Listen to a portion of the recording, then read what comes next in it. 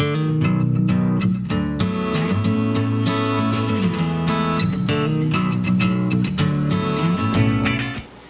afternoon I'm going to make a Australian Pale Ale from a can. I'm going to use a Cooper's International Brewing Kit. They make a great beer. Not much to it. It's real simple, and I think it tastes just as good as anybody brewing from natural grains. And this is a whole lot easier. So we'll get to it. I'll brew up a 6-gallon batch, and I'll kind of go through some of the steps as we go along.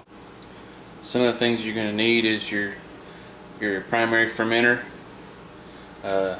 This is a 6.5-gallon food grade fermenter that I got.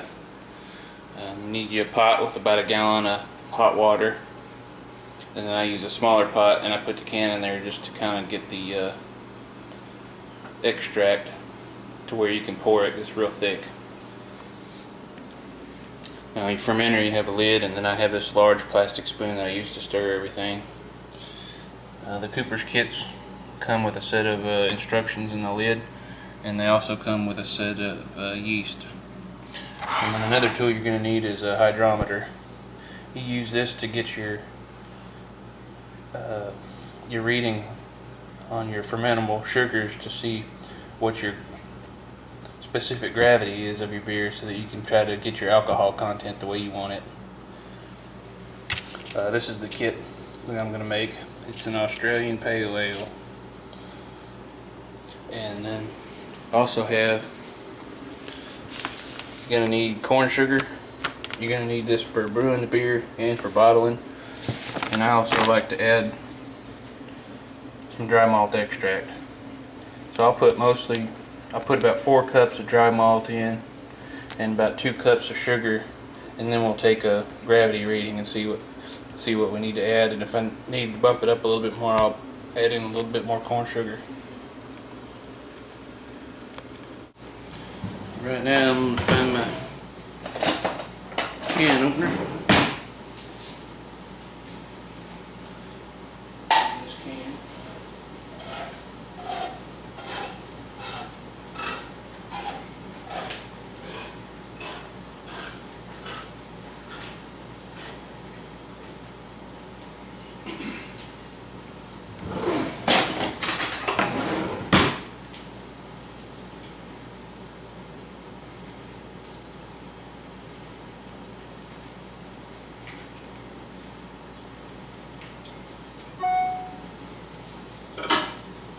You probably want some kind of a towel or something.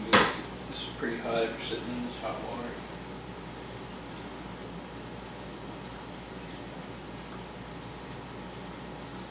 Pour it in your sanitized fermenter.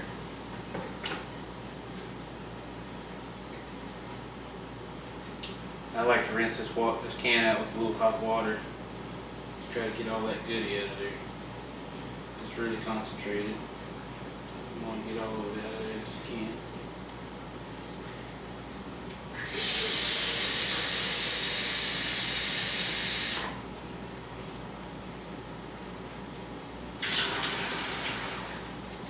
I'm going to call that good enough. That's pretty clean.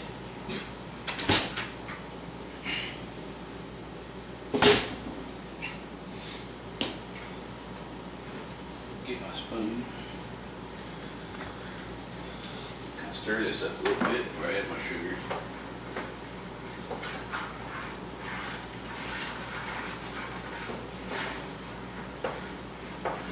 Okay, I'll pour my gallon of hot water in here. It'll help kind of dissolve all this.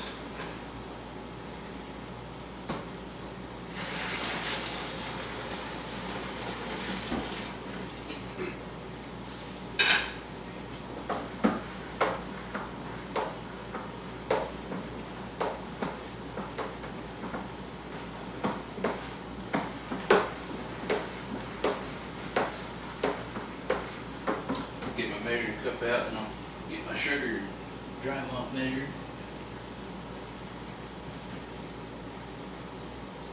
Find a measuring cup. I added 2 cups of corn sugar And I'm going to add 4 cups of light dry malt extract. You kind of got to add it slow or else it gets clumpy.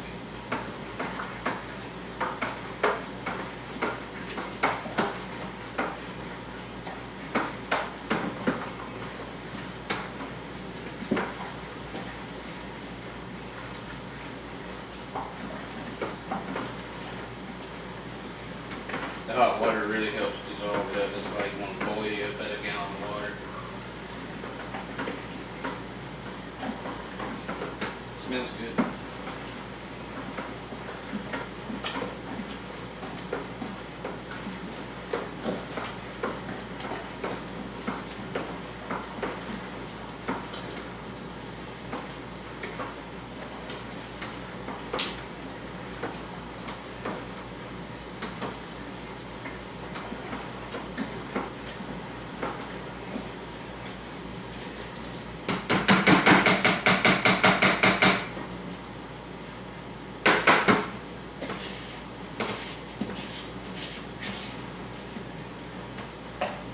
Just the steam off it makes it want to clump up on the measuring cup.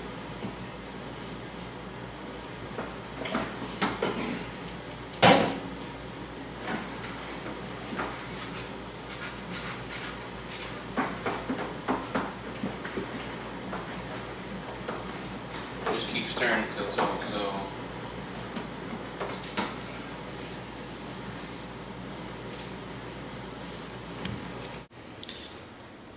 I don't know if you guys will be able to see this or not, but we're going to take a hydrometer reading. I took one a second ago and give a little spin there. I took one a second ago and it looked like it was right where we wanted it.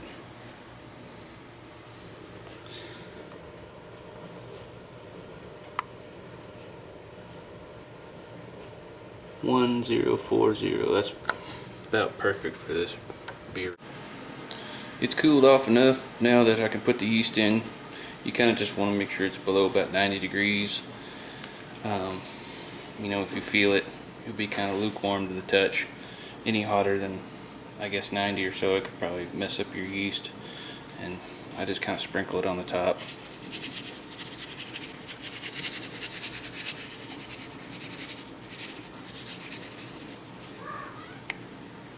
Sprinkle it on and then stir it in.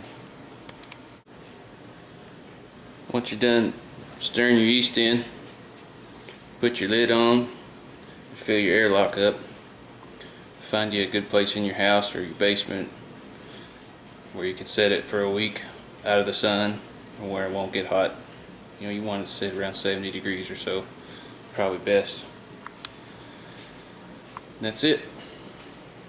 It should start fermenting here in a few hours, and let it sit a week and you'll be ready to bottle it. This is about 12 hours after I started the batch. Ferment pretty good. It's about 71 degrees in my house.